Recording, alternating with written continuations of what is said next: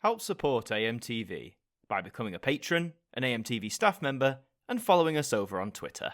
Hi there guys, it's Adam Martyn here, and welcome back to another video. Apologies for the lack of uploads recently. I've just come back from Sweden. Myself and my partner Rebecca got to attend the Eurovision Song Contest, which was a unforgettable experience and one I'll treasure for the rest of my days. But I'm back here in the UK, and today, well, I've also got a cold. Can you tell? I'm very bunged up in the nose, so deeper tones today, people, deeper tones. But today we're going to be talking about Freeview. Now, Freeview has come up a lot in videos recently. There's a lot of talk about Freeview, mainly because its successor, Freely, is in the process of being launched. I mean, it officially has launched, but TVs are still on the path of coming out, and people are yet to adapt to this system to really get a flavour for what it's all about. So why is Freeview the talking point once again? Well, recently Ofcom, who's the media regulator here in the UK, they recently warned the government about the future of Freeview in terms of its accessibility and what this means for viewers who necessarily can't migrate to Freely or to streaming internet-based TV as a whole. So let's take a look at it. The article is summarised by RxTV, always a plentiful resource, one I highly recommend that you check out. They do loads of other articles surrounding media that I don't talk about on this channel, so I highly recommend them. It claims Ofcom says Freeview faces tipping point, HD channels could be removed. In response to a government request for a report on the future of TV distribution, Ofcom has laid out 3 options to ensure the universal availability of TV services. After a consultation with the industry, it found ongoing widespread support across the sector for TV services continuing to be available to all, with a strong offering from public service broadcasters. However, it found there was no shared view about how to achieve this. So it seems that, broadcasters are all about, as it says, having free TV available for everyone. But in terms of how that's going to work, they can't seem to quite find the solution. The BBC warned Ofcom that Freeview, technically known as digital terrestrial television in its current form, faces a tipping point. As fewer audiences use terrestrial services, the less cost-effective it is per viewer. Industry sources expect that broadcasters will begin to pull services from the platform as viewing drops, and as fewer broadcasters are forced to share the cost of maintaining the terrestrial platform, more will drop out due to those increased costs. So, in layman's terms, if that all seems a little confusing, it essentially means that as less people watch Freeview and access these digital terrestrial television services, it becomes more of a cost for all these broadcasters to cater to less viewers. And if some channels pull out, like say the smaller channels, I doubt the public service broadcasters would be the first to pull out, but the smaller channels, if they withdraw, then there's less broadcasters who then have to contribute more money to providing this service, which will eventually probably lead to more and more of them dropping. And even if it just leaves with the main public service broadcasters here in the UK, so the BBC, ITV, Channel 4 or 5, if they're the only ones left sharing all that cost, even they might consider dropping out. According to Ofcom, the Freeview tipping point could lead to HD channels being cut and the number of multiplexes used to transmit channels being reduced. The BBC says that as cost per viewer rises, closing HD multiplex PSB3 would be a way of keeping costs down. S4C says that under the circumstances, it would become difficult to justify responsible use of S4C's public funds. This would be a major blow, in my opinion, because it only feels like very recently, like within the last few years, that a lot of Freeview services have finally migrated to offering HD. I think for the longest time, Freeview remained in standard definition. It felt like forever. So to axe the HD multiplex, whilst yes, I understand that is a good way of keeping cost down for the broadcasters, especially if there's less of them who are putting in more money, but that might just turn more people off using it altogether. There are a subsection of people who, let's face it, they're not going to be bothered about HD broadcasts. Probably older people, people who aren't bothered about all that sort of stuff. They just want to get television, whether it's in standard or high definition. But for a lot of people who may still use Freeview and use the HD services, this might be a major turn-off for them. Yes, it might get them onto Freely, which of course will offer HD and stuff like that, but it's a talking point for sure. Who would be the most affected? It threatens to undermine the platform for remaining audiences who may struggle to get online. According to Ofcom, the number of homes watching on scheduled TV channels through DTT and satellite is forecast to drop from 67% of total long-form TV viewing in 2022 to 35% by 2034 and 27% by 2040. Much of that remaining viewing will be done by households that rely solely on DTT. These are more likely to include people who are older, less affluent, or have a disability. And this is a very important factor to consider. Remember in those early Freely reports, they were saying, oh, Freeview may last till 2030 or 2035. They're hoping by then, in little over 10 years' time, that the vast majority, say 90% plus, will have migrated to internet-only television. And that clearly isn't the case. And Ofcom's prediction here that, by and it is just a prediction, sure, but it's saying that by 2040, so in 16 years' time, still over a quarter of viewing audiences are going to have digital terrestrial television as their main source of watching TV, probably their only source. That implies that the take-up of internet TV, whether it's freely or from Sky services or whatever, isn't going to be as quick or as universal as people might have hoped. And again, older people, we've talked about this before, maybe those who are less familiar with internet stuff. Yes, people say they've had decades now to get used to the internet, but there are some older people who just won't be able to use it for various reasons, tying in with certain disabilities. Using the internet might not correlate well with someone's disability. And again, affluence or having money, because as we keep stressing, despite it being called freely, it ain't free. Internet isn't free. You have to pay a monthly or yearly cost for your internet service, depending on the provider you go with, the package you get, etc. There's still talk about the license fee, which is still in use as a yearly fee, but again, that might go out the window. But the point being that less affluent people are more likely to rely on DTT than to go to internet-only streaming. If they get their TV via DTT and it's perfectly fine for them, why on earth would they spend what little money or little spare money they have on upgrading? So Ofcom has some suggestions. They've given the government 3 options for the future of universal free-to-air television. A clear vision and careful planning for the long term are needed, and they say we've set out 3 broad approaches. Each model has particular challenges and involves commercial or public policy trade-offs. So the first one is investment in a more efficient DTT service.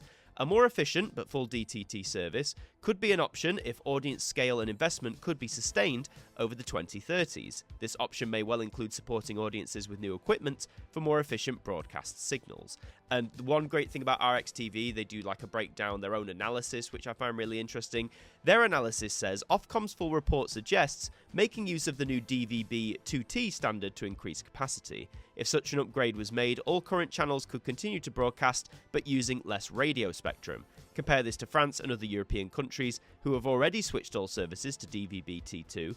In France, the regulator and government are pushing towards more Ultra HD TV on their terrestrial service. There's little concern about providing viewers with new equipment. All smart TVs sold in the last 5 years are already compatible. So again, providing new equipment, swapping to a standard, that would require investment, but if it meant keeping more people on digital terrestrial television, then that's what they're saying. It can sustain that interest over the 2030s. My only thought with that is, surely does that not undermine what they're trying to do with Freely and trying to push that to everyone? I know I just talked about the extra cost for people involved, but I genuinely thought the whole idea of Freely was to eventually succeed Freeview, to phase Freeview out in favor of Freely. And this option, to me, investment in a more efficient DTT service, again, I could be wildly off with this, but to me that just seems to undermine the whole thing.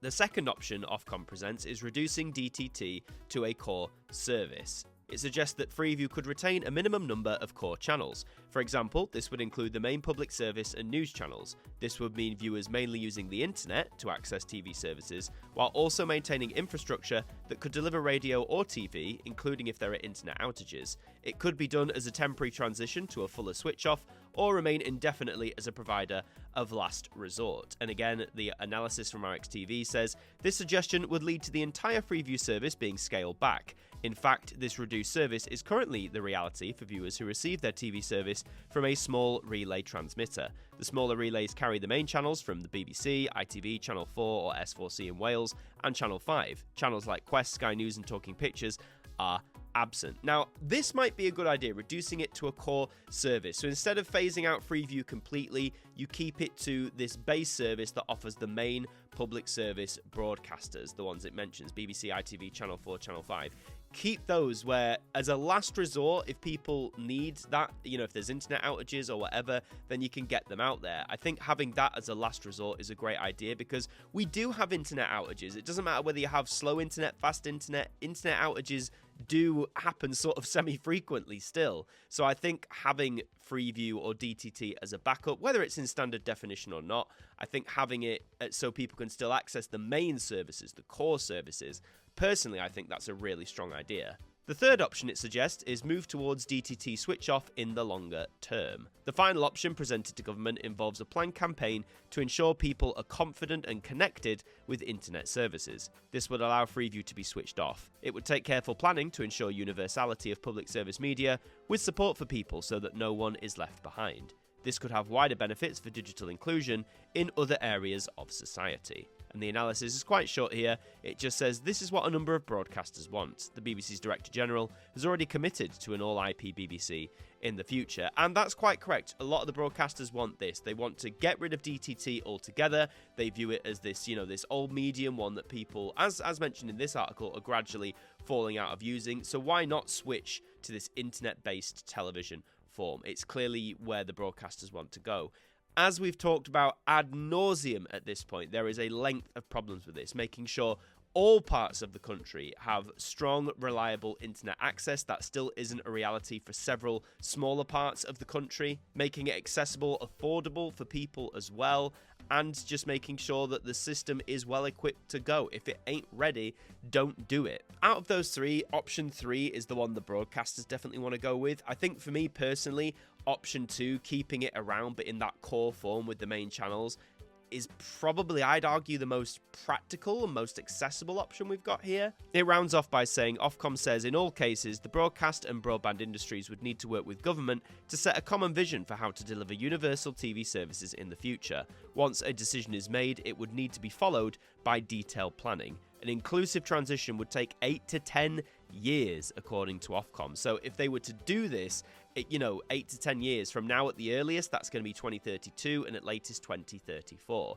And again, it's all about this cooperation. You've got the broadcasters who have to work with the broadband industries who provide the internet. That's got to then work with the government to provide what a common ground is, this common vision for free-to-air TV or universal TV services in the future. It's not going to be an easy process, and one that I don't think is going to go through quickly. It's not going to happen anytime soon. The clock is ticking for Freeview. It genuinely is. Yes, its existence has been guaranteed either until 2030 or 2035. I can't remember which one it is, but its future is guaranteed for, say, the next, 6 to 10 years or something like that. But going forward, if more people do take up streaming TV, more internet-based TV, and less people use digital terrestrial television, then Freeview, what are we going to do with it? Again, my view is keep it around in that reduced core form. I genuinely think that is the best option. We still maintain it. It's a last resort. You'd hope, I don't know how much it would cost to run. Maybe it would be using a service that hardly anyone would use. I don't know. Maybe it would need to be subsidized or partially funded by other means. But the point is, Freeview is on this clock. They don't really know what to do with it at the minute. Well, the broadcasters want to get rid of it altogether, but I think they know as well as we all do that just wiping it out even in 10 years' time is not going to be the best method. If you take away a service, bear in mind these predictions, yeah? So by 2040, in 16 years' time, say that prediction comes true and 27% of audiences are still using DTT as their primary source of watching telly. If you just pull that plug, that's more than a quarter of people watching telly who are going to be cut off. And yes, you could say, well, just give them internet-based stuff. But again, that's not going to work for everyone around for various reasons. So to summarize what we've read here, so we've had the warning that a tipping point would undermine the Freeview for those who rely on it the most. HD channels could close and the number of multiplexes in use could be cut. The research suggests 27% of homes will still rely on traditional TV platforms by 2040, with the elderly and infirm most reliant on Freeview, and Ofcom puts forward 3 approaches that could safeguard the platform, as we talked about. But I want to know your thoughts. Out of the 3 suggestions Ofcom put forward, do you think one of them stands above the rest as being the most viable option, or do you think none of them work? Do you think they need to go back to the drawing board? Let me know all your thoughts about this in the comments down below. But that is it for today's video. Thank you very much for watching. If you enjoyed it, please leave a like on it. It does help us out. And subscribe to the channel as well. We would love to have you aboard here with us. In the meantime, I've been Martyn from AMTV. Thank you for joining me, and I'll see you next time. Thank you to our patrons for helping to support the show, and a special thank you to Macra, Ethan Carberry-Holt, Bruce Danton, Globe of Reviews, Derek Chambers, Shaun Knock, Daud Khan, Liam De-Maine, Trev Hughes, Ajmac 200017, Dec KP20, Simon Harrison, Evan Hart 41, Jen, Ted Elliott, Tim Ripley, Mr. Eurovision 1986, and Robert Oliphant are AMTV staff members.